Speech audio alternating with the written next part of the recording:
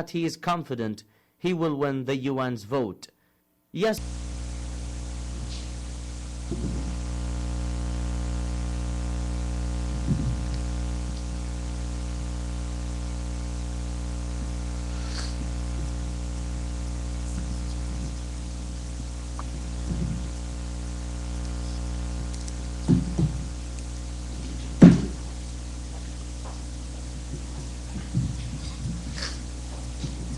Don't know why, but my intro didn't work today.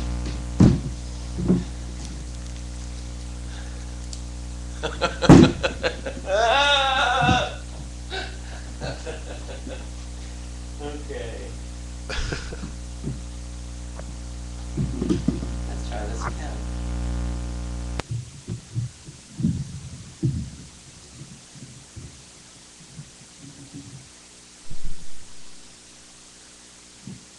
Can you hear this? This is Just Keep Breathing with your host, Richard Curtin on Rational Radio.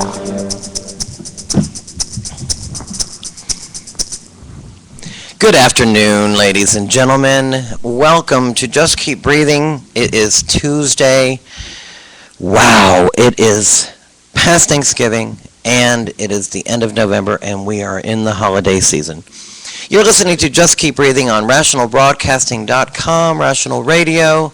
I am your host, Richard Curtin, and my in-studio guest today, Daniel Get Equal Cates. Hello, thank you for having me. And I would say what your title is, but I always get it wrong. I'm the North Texas Regional Coordinator for Get Equal.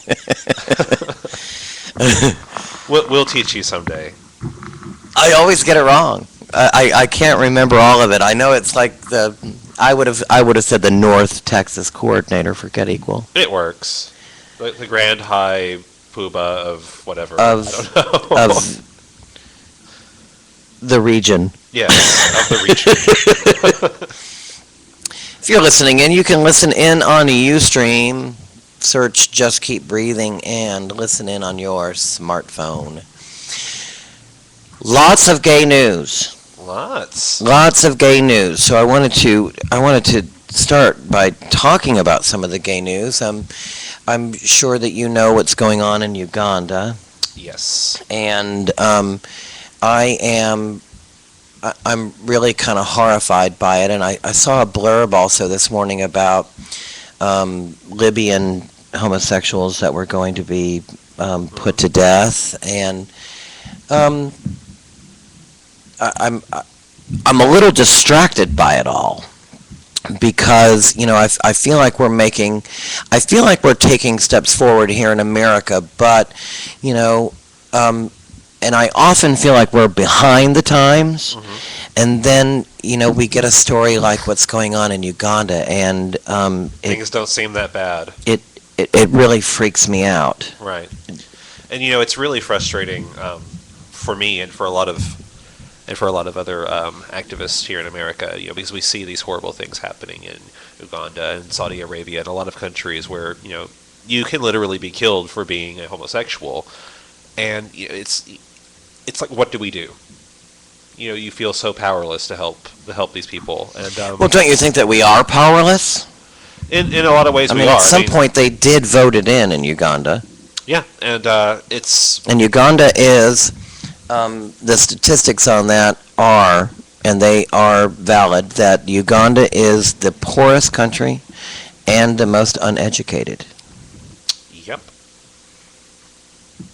And so it's kind of like our North Carolina or West Virginia.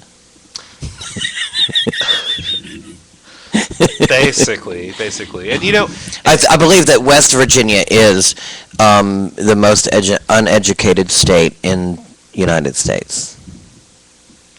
I just recently read that. I've only driven through West Virginia, so I don't feel like I have room to make necessarily a value judgment on. I hear it's gorgeous. I've been to It's a beautiful place. I've driven through West Virginia. It's been a long time ago, but I think we stopped at a gas station and they had Confederate flags all over everything, and well, that kind of made me a little uneasy. But well, let's talk about something a little bit more popular. How about Lincoln. Have you seen the movie Lincoln? I haven't seen it. I really want to, though. Well, I did go to see it, and it is beautiful filmmaking. Of course, it's Steven Spielberg, so it's going to be beautiful filmmaking. Absolutely. It is beautiful acting, beautiful filmmaking.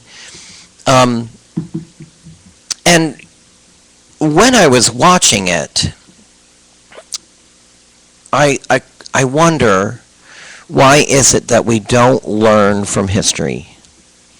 Some of the statements that were being made about black people by, this is 1865, so the statements that were being made about black people are still being made today. They're just being made about other people, or other races, or other socioeconomic statuses, or we'll just call them smaller groups of people, where they're being denied rights simply based on one aspect. And,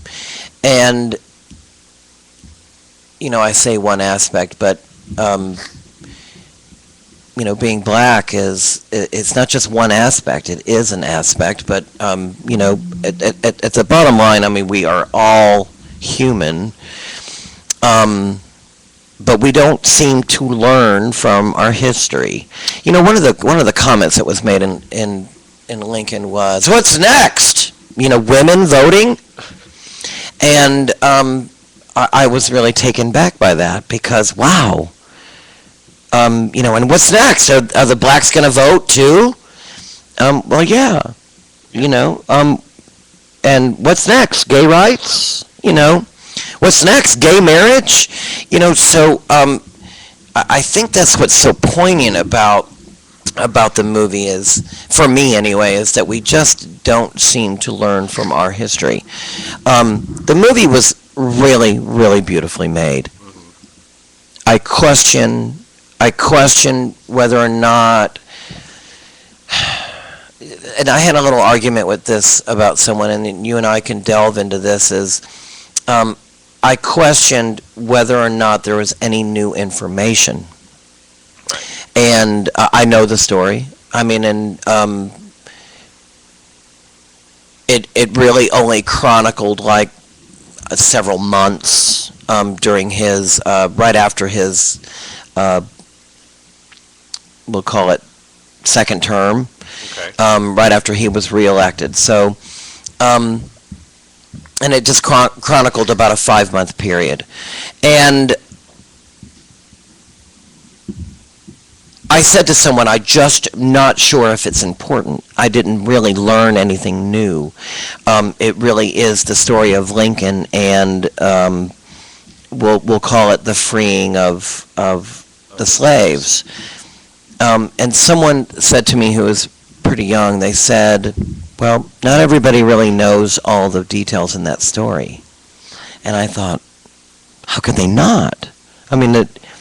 Are we really not teaching our children historical events in detail anymore?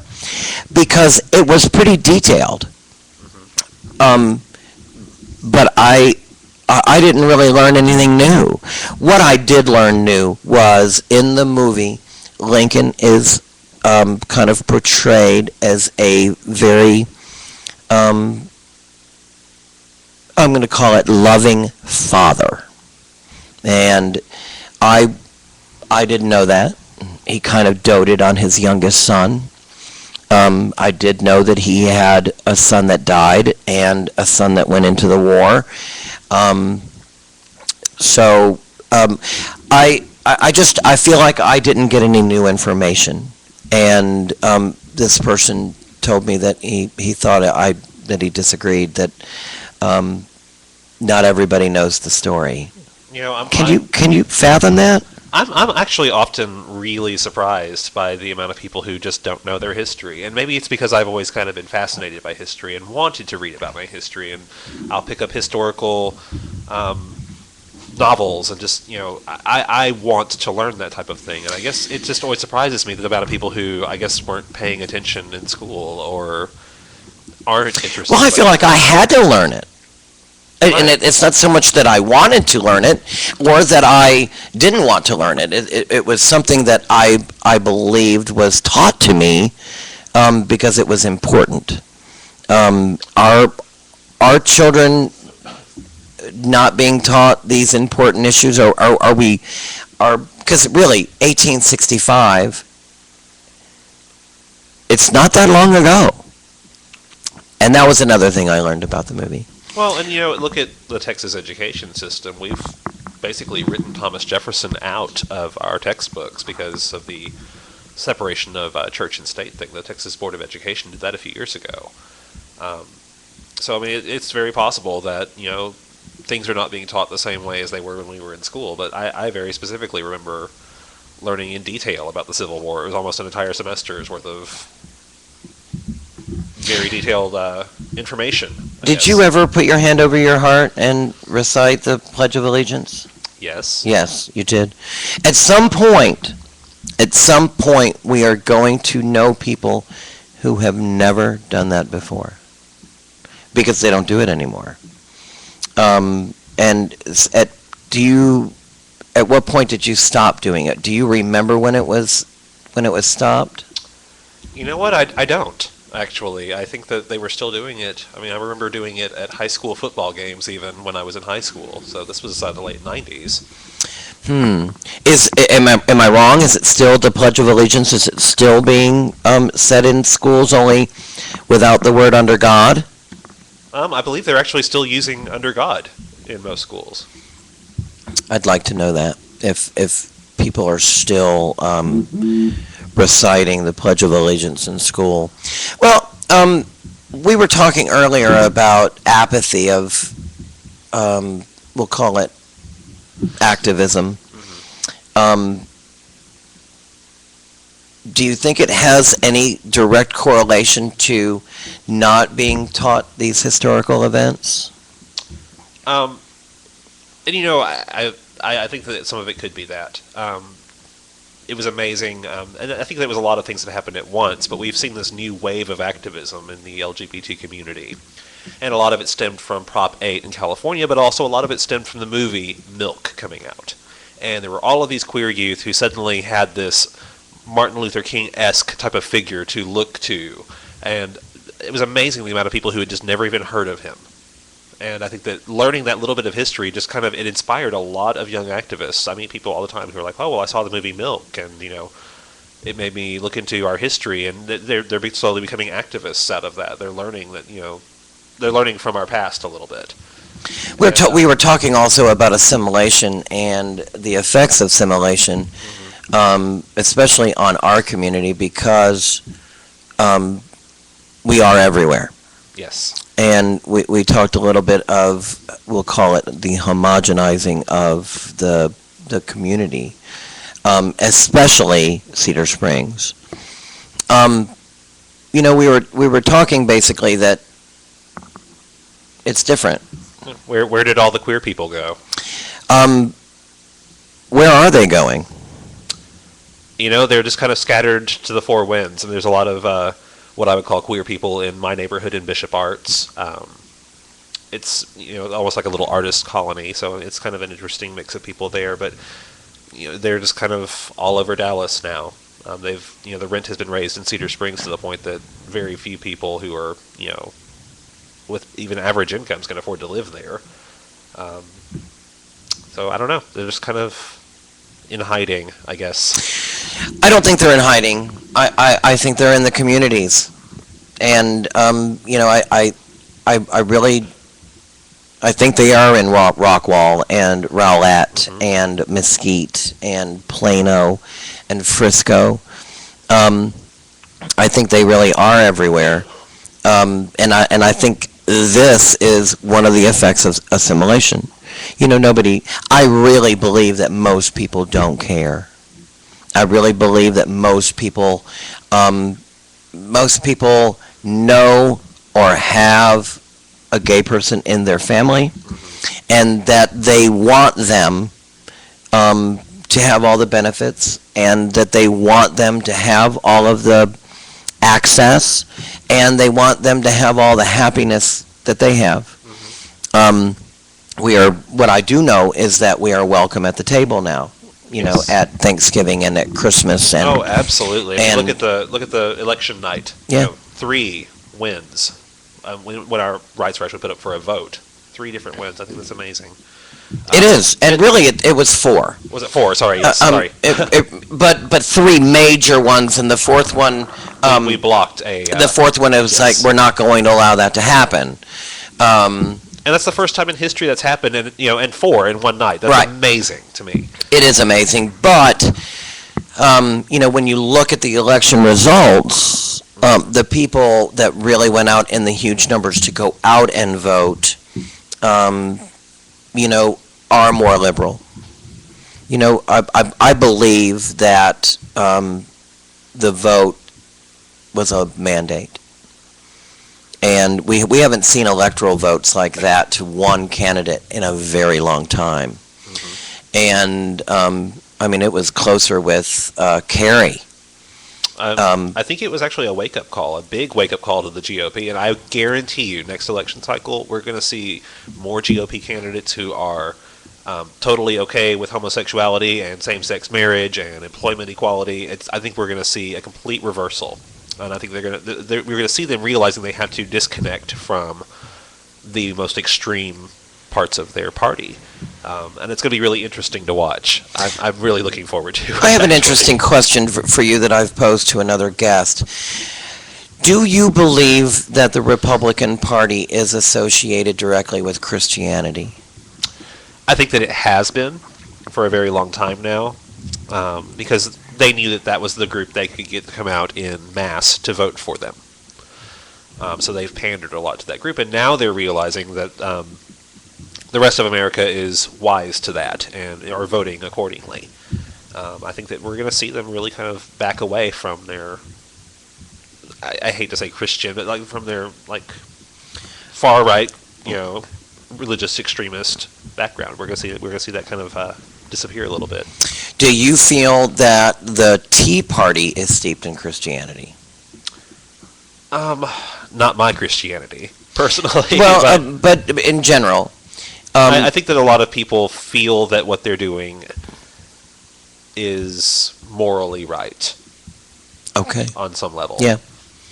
I had a pretty lengthy discussion about the teabaggers in particular, and I thought that the teabaggers were very closely, if not direct, Christians, and that part of their going back to the Constitution or upholding the Constitution was having a direct correlation with Christianity and Christian beliefs. I think it has a correlation with Christianity the same way the KKK has a correlation with Christianity. I mean, they build themselves as a Christian organization also. So I really, and a lot of people don't Yeah. even consider that. Yeah. To me, it's exactly the same thing. Yeah. So, Well, I have just been, I have been really kind of disturbed by just how black and white the issue has become. There really isn't any gray area. I haven't heard in a very long time, actually that's not true, but I don't hear it in the number, in the amount or the numbers of times that I've heard it as much anymore when people would say, I don't care if you're gay, I just don't want you to rub it in my face. And I've always been really, really horrified and I've always been extremely offended by that comment. Just don't rub it in my face.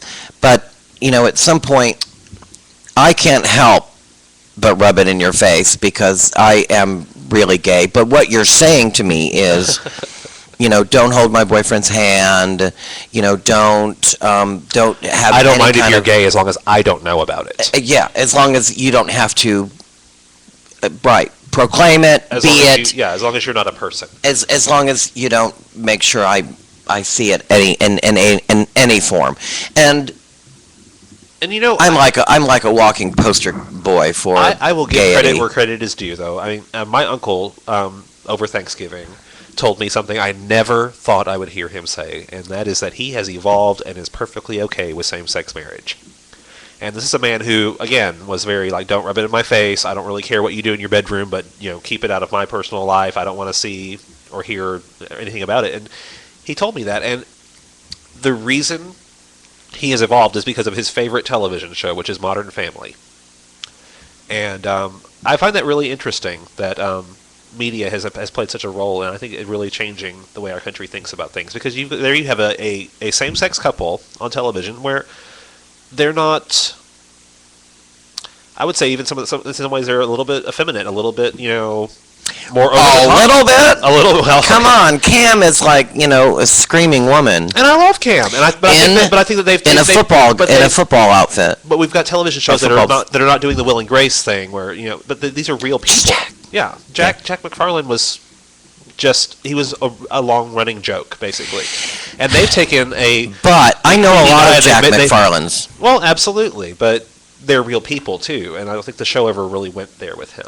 I think that what Modern Family has done is they've taken Cam and they've made him an accessible, real person, and people are really responding to that. Yes, and and with Modern Family, I think this is what's important about assimilation, is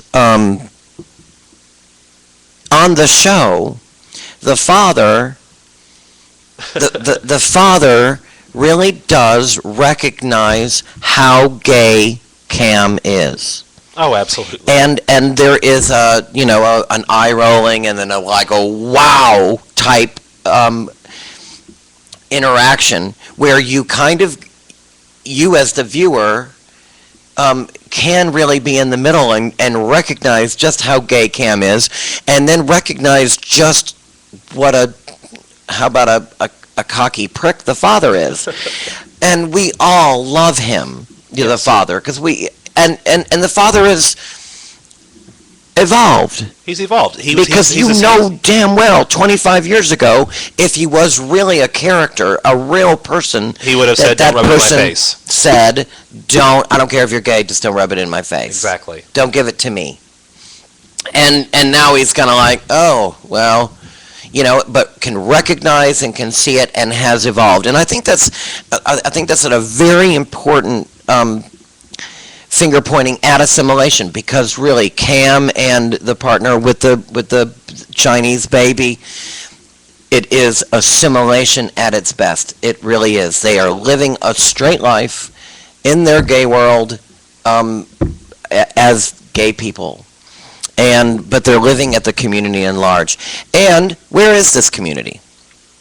It's suburbia. Yeah.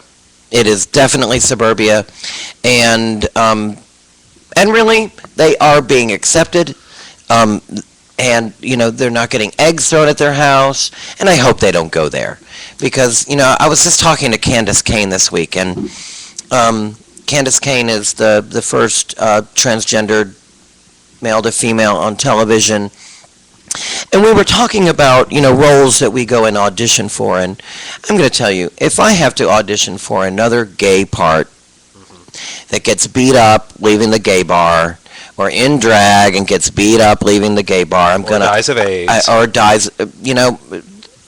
I'm okay with dying of AIDS as long as it is not just the periphery guy that is gay and has AIDS and he's the only one. Right.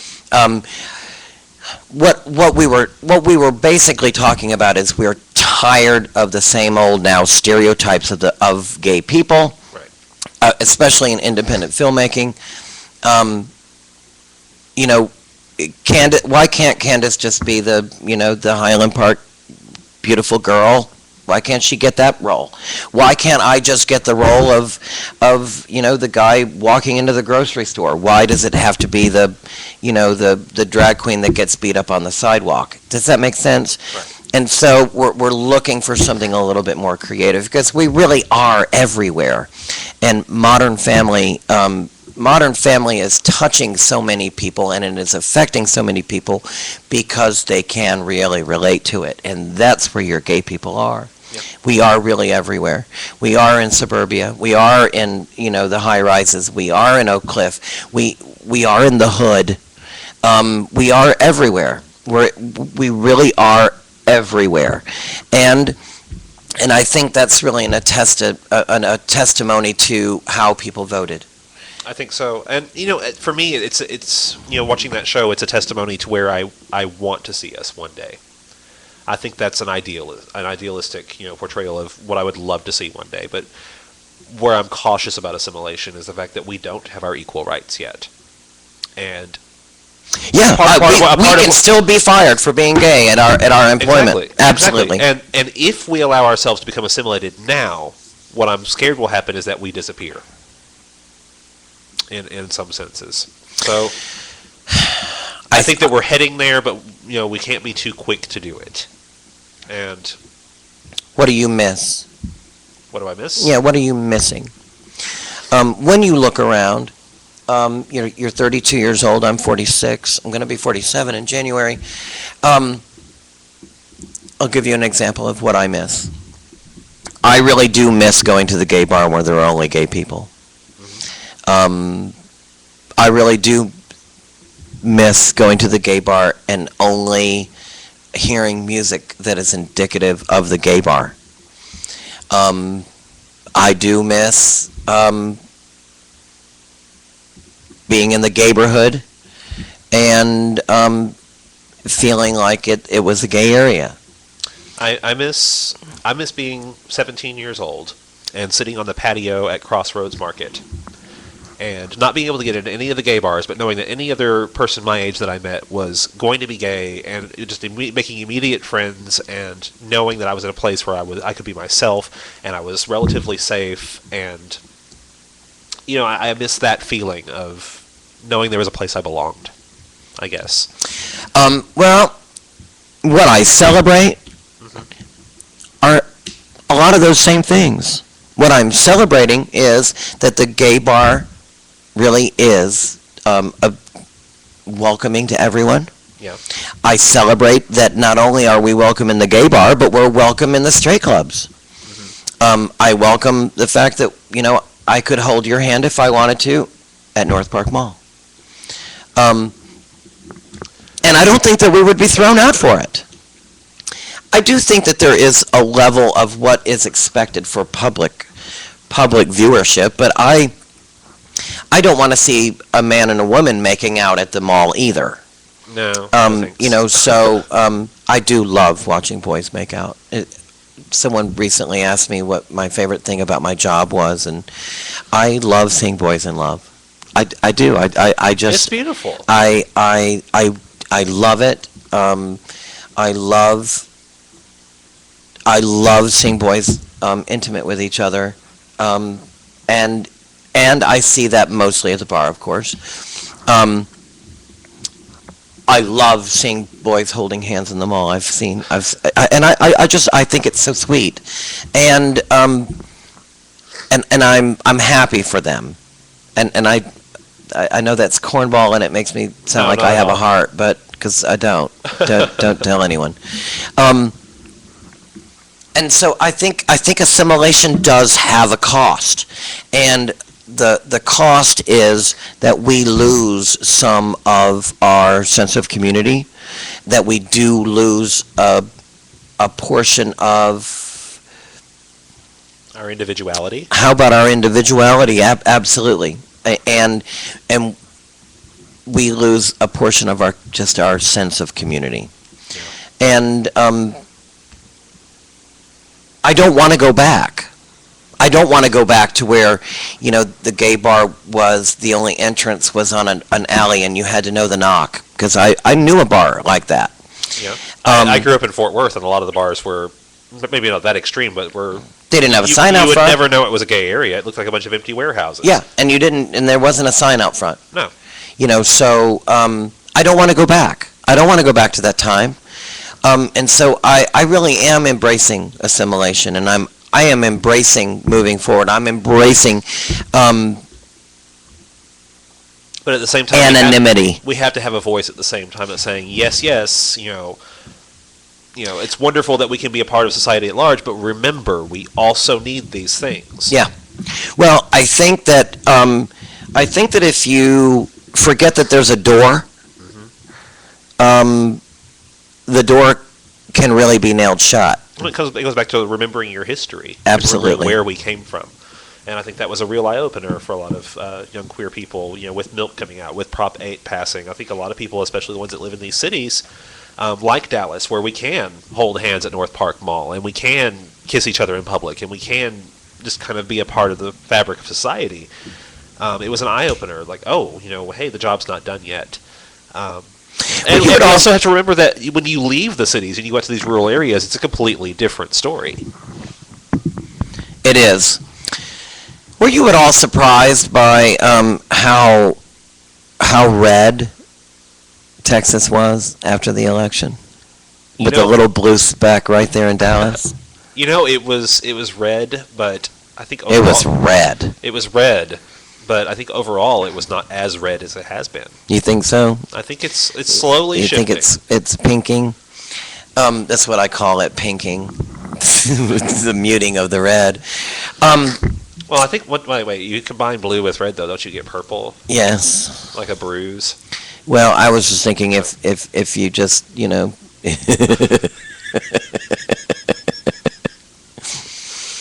well, Texas needs a good bruising. Every now and then. It really does.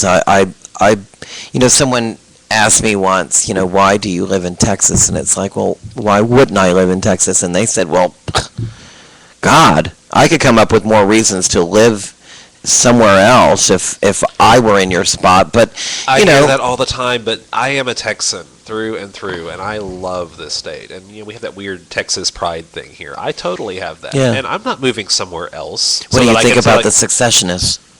Well, I think they're a little crazy, but They got the petition signed. Do you think, how many people do you think really signed that really believe that Texas should become its own country? I don't even think people read it or even thought it through. I mean, think about what it would actually take for us to secede. I mean, the amount of... we would never make it. We'd have to establish our own currency, our own everything, and it's not going to happen. Yeah, it's not going to happen. I mean, and it's a crazy idea. And I'm wondering if someone came up to me and asked me to sign that petition, if I would sign it just because of how crazy it is. Why not? Why not? Well, let's be Texas. The great country. We really could have maybe I could be on the dollar. I could be the $3 bill. I think you would look magnificent on a $3 bill. I'd have to be in drag. I'd have to be Edna Jean on the $3 bill. I think that would be even greater. It's so interesting because this has kind of been a topic that's been brought up in Texas before, and I probably need to finish them. I was actually writing and partially workshopping a show at one point where the concept was, what would life actually be like in a seceded Texas?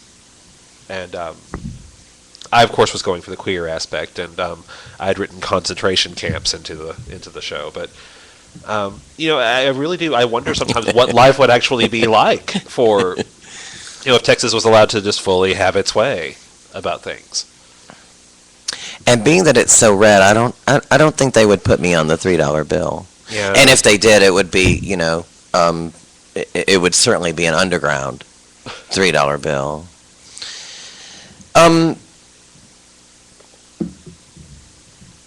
Speaking of concentration camps, and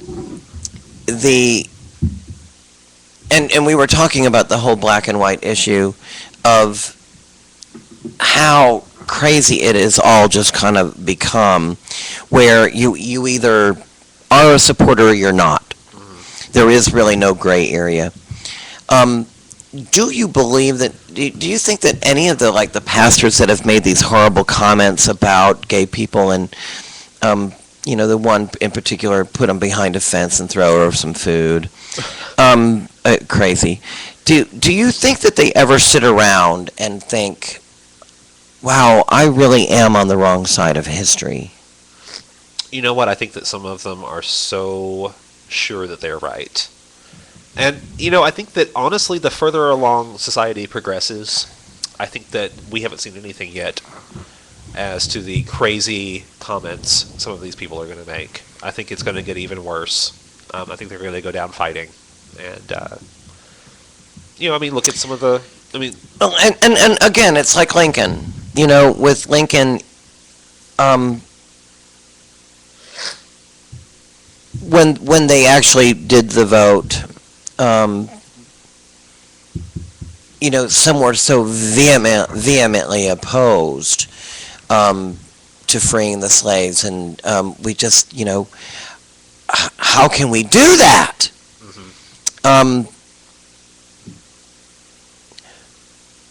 I would and that's kind of the thing that I wanted to learn from the movie is, or even in just in history, because you don't ever get to learn. You know, when did George Wallace? When did he ever Stop being a foaming at the mouth racist. And did he? You know, did he ever wake up one morning and go, "Wow, I was really, really wrong.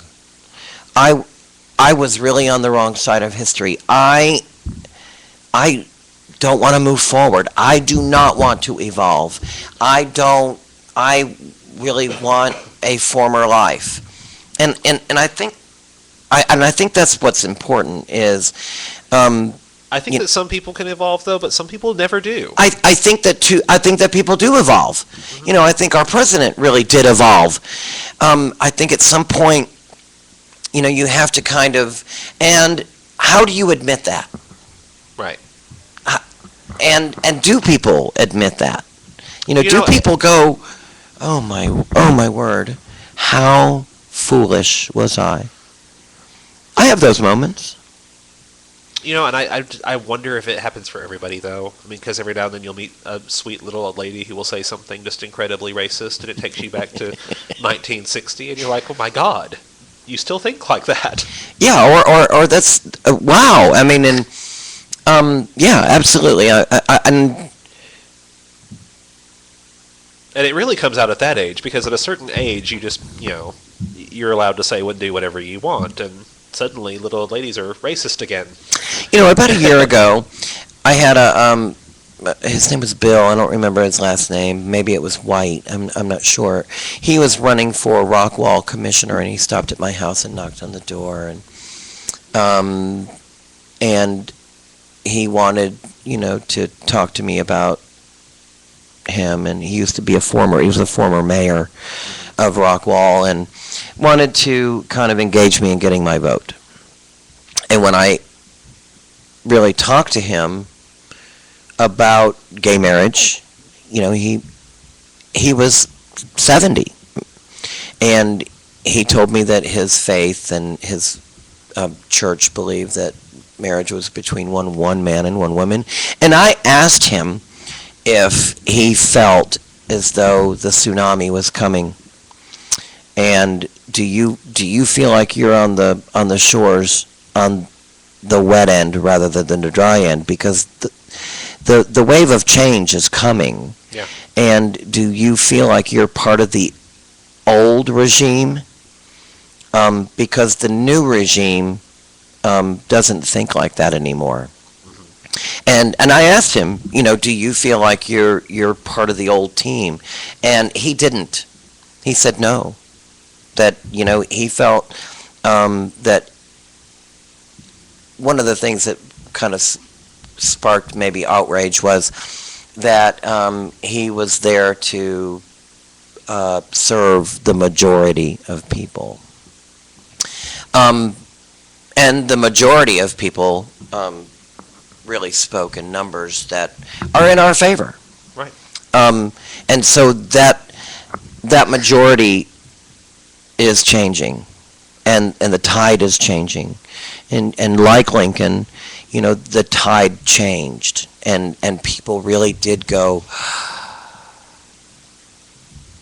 we really do have to move forward, and the only way we can stop all this bloodshed and death and killing is to move forward and do the right thing. Right. I've been really worried about bloodshed, and I've been really worried about, because I see that black and white issue where there is no gray, and I think that's where this new wave of young activism is coming from, is being pushed into a corner. We're Right. being pushed into this black, this black corner, and then the people who, you can call it black or white, but you get what I mean. Yeah. We'll call it left and right.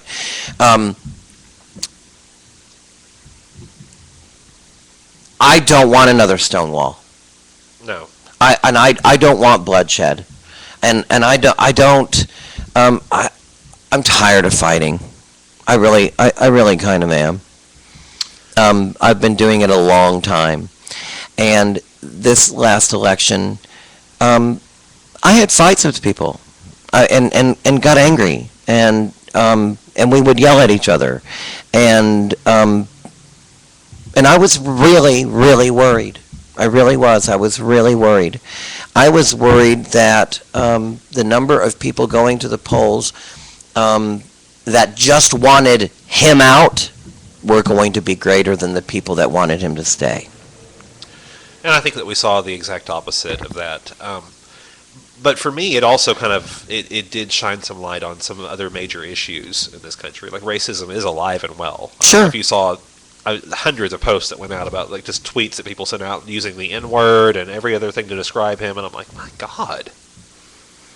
I guess I forget because maybe I'm surrounded by a bunch of, wonderful queer people and, open-minded individuals that I forget how, like, awful some people can be. And it's always such a surprise to me when I hear racist comments and homophobic comments. I'm like, where are you from? 1960? I mean, what's wrong with you?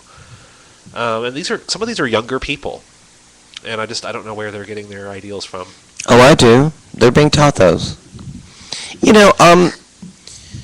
I grew up hearing the N-word, and So did I. I mean, and I still hear it quite a bit, and I hear it quite a bit from black people. I know the tone is different. Where I'm going to say the F word, I hear that all the time. And I hear it within our own community. I use it quite a bit. And now we have the T word. And the transgendered people are really offended by the T word. And I have said, that I'm not going to stop using it. And then I think, well, why do I really need to use it? Do I really need to use it? If it's really offensive to someone, why do I have to use it? Why can't I hear what they're saying? You know what I mean? Is it really that different for me to calling someone a trans? Can I just call them trans rather than calling them tranny? So at some point, I think I'm guilty as well. And so I am often amazed that sometimes the things that I'm yelling about, I'm doing myself. Especially to people in my own community. And for me, it's always been a question of access. Like, a lot of people can be offended by the word queer.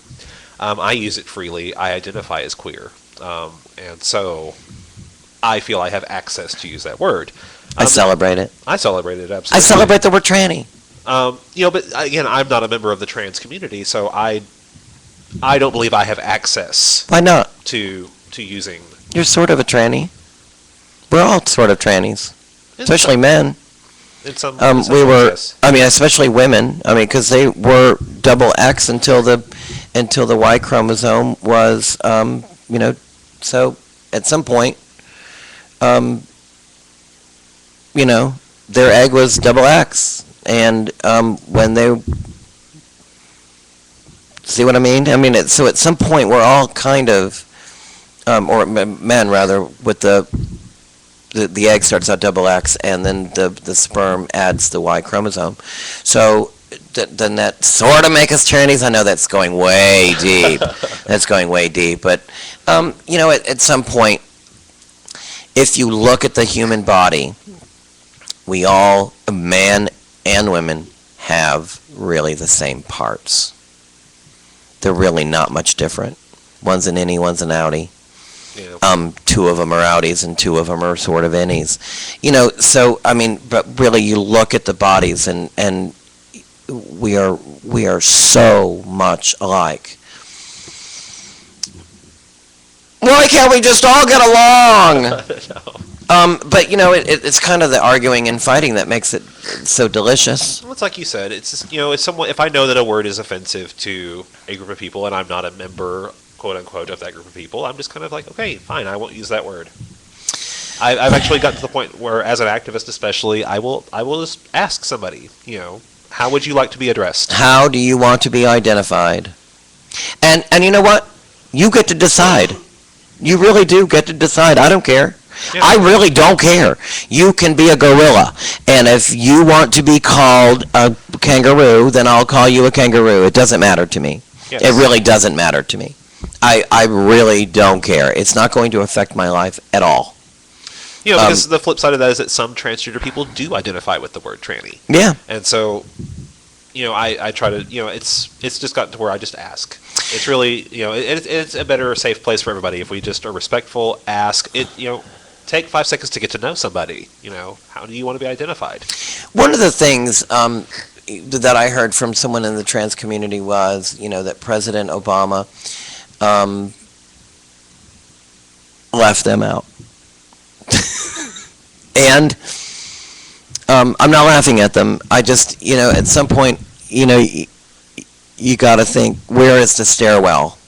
Right. And are we on it to ascend or descend? And so, this was the first president ever who really addressed the gay community and said, you are valuable, you are a part of this world, and I want you to participate. And I want to include you. And so, if you're gay or if you're straight, don't you think gay in that context, and this is what I said to her was, I believe that the word gay encompassed men, women, and transgendered in that context. Because at some point, if you start addressing everybody, all you're going to be doing is addressing them by name, and it really falls short of passion. Well, and I had a very similar conversation recently with my best friend, and we were talking about, she identifies as polyamorous, and for that reason, I consider her a part of the queer community. And we were talking about how, the LGBT, and sometimes you'll see a Q and an I and an A and a P and a whatever else thrown on the end of it. And it just becomes this giant alphabet soup. And for me, it's that whole, check which box applies to you. It's boxing people in. And I'm very tempted to just go scroll to the bottom and check other. What's wrong with just having an O? We're the other community, and be fine with that, because what is gay? And so, have you ever filled out an application anywhere that had the LGBTQ where you were supposed to, identify as? And why can't we just? I do think it's important for us to identify our gender. Mm-hmm. I do. I in some aspects, I think that I think it's important for our doctor to know, to be able to best determine what is going on with our life and what is going on with our bodies, and how to best take care of our medical needs. I think it's important for our doctor to know what sex we are and what kind of sex we are having. Right. And, I think that for those purposes, absolutely. But, just in general, I'm more inclined to check other, just for my life in general, Where are you checking it? It's well, really what I want to know. I'm not talking about an actual physical piece of paper. This is just a proverbial box. I'm just talking about, the proverbial box. Questionnaire about who you are. I'm obviously male, but there are things about me that are not traditionally male, in the way like that what? Well, but like in the way that I dress sometimes, in my mannerisms. I will admit that I have some more traditionally feminine qualities, and that's perfectly fine. Most people are surprised when I tell them I'm gay. Really? Yeah. Because I'm standing like this. Well, hi, Carol. In all honesty, though, I've had coworkers in the past who are like, "Oh my god, I had no idea you were gay." I'm like, "Are you kidding me?" Okay, I'll take it, I guess, but it's just very interesting to me that we feel like we have to put ourselves in these boxes. I mean, because what does gay mean exactly? Define gay. Because I can identify, if you're going by sex alone, I mean, I can identify like 100 different kinds of gay sex. So I mean, really, what does it mean? And what level of gay? Because everybody's a little bit bisexual. They say, I mean, Honey Boo Boo says that. Yeah. She says everybody's a little bit gay. yeah. Honey Boo Boo. How old is she? 7, 8, 9? From the lips of babes. But here we are. She's becoming a really a public figure and an advocate for LGBTQ rights. And I think what I mean. People make fun of her a lot, but I think that's adorable. I really do. I think it's adorable the way that she's actually taken a little bit of a stand for us. I think that's great. I do too, actually. I've seen the show and I shake my head going, wow. But You know what? She's an individual. What I do see is the celebration of this little girl who really is just really being herself. She's just a little bit different, and I celebrate that for her. That's beautiful. The whole family's a little bit different, but Oh, yes. I actually think the whole family's a little bit common. And I think that's part of the appeal, is that there are probably more people. In fact, I know there are. There are more people like the Honey Boo Boo family than there are the Kardashians. And I think that people can really relate to, the struggles of really middle America. See, I've never cared. I can't even name the Kardashians, to be completely honest. Take my gay card away right now, but Well, I bet I can. There's Kim, there's Chloe, there's another K, and then there's Rob. And then there's wasn't he on like Dancing with the Stars? Yes. Or something? Yeah. and then there's two. Is there a twin? Are there twins? I have no idea. And I don't know. I would imagine it's Courtney. The other one is Courtney. She's married to some pretty boy. And He dresses really nice. I think he dresses really great. I've actually been made fun of because every time someone brings up the Kardashians, I'm like, what are they famous for again? Being famous. Yeah. Just they're just famous. I don't even know where they came from. It's just one day I turned around and there's Kardashians. I'm like, okay, well, what are they? So I don't know. It's the same thing with Paris Hilton. I had the same reaction to her. I'm like, why are we enamored And I by think this person? and I think that's it. I mean, really, they were born really into it, and they were born into fame, and they were destined for fame because of who they are. Paris Hilton in particular. I think the Kardashians. Donald Trump is crazy. No, The man is certifiably insane. I am constantly amazed at the things that go on. I want to talk briefly, real quick, before we close our show. The situation in Alabama with this young lesbian who was beat to a bloody pulp is very sordid. It is apparently, because apparently she's come out in an article now and said that it wasn't a hate crime, but her mother is saying that it was, and I don't know. The pictures were very horrifying. Yeah, I had to take a moment when I saw them. It was pretty brutal, and especially with everything coming out that it was a hate crime. It just Right. it was like a punch in the gut, and Well, we don't know what happened. But yeah, and so we're gonna watch that closely. What's going on in Texas for Get Equal? Anything on the horizon? Well, actually today was the court date for Major and Bo here in Dallas, the couple that sat in and refused to move from the county clerk's office. Yes. And they have made a public statement that they are not going to take a plea deal. They're not going to take a plea deal. They're going to see this through. They're actually pushing for a jury trial, and I think that I applaud them. I think a lot of people are saying that we're taking it too far by doing this. I applaud them. I think that we do need to stand up and really shine a spotlight on the fact Yeah. that we don't have these rights. I think that we need more people like Bo and Major that are going to say we are gonna make this an issue, because it is an issue. Yeah, we are going to raise a stink. We Right. are going to sit down and get arrested at the county clerk's office. And why should I not? Right. I'm being denied. And do you think we're gonna play do you think for just a second? Do you think that states' rights will go to 50 in gay marriage, or do you think it will become something like slavery, and it will be government? I think we've hit the landslide. I think we're going to see more and more states start to legalize, and for that reason, the federal aspects of it, the Defense of Marriage Act, are going to come into question, big time. And we're going to see the Supreme Court overturn the Defense of Marriage Act, and I think honestly declare that the state bans on same-sex marriage are unconstitutional. And I think what's the time that's- frame on that? What do you think the time frame is? Well, let's see. The HRC time frame is somewhere within the next 20 to 30 years, I'm sure. I believe it's going to happen a lot faster than we think. I think it's going to happen in the teens.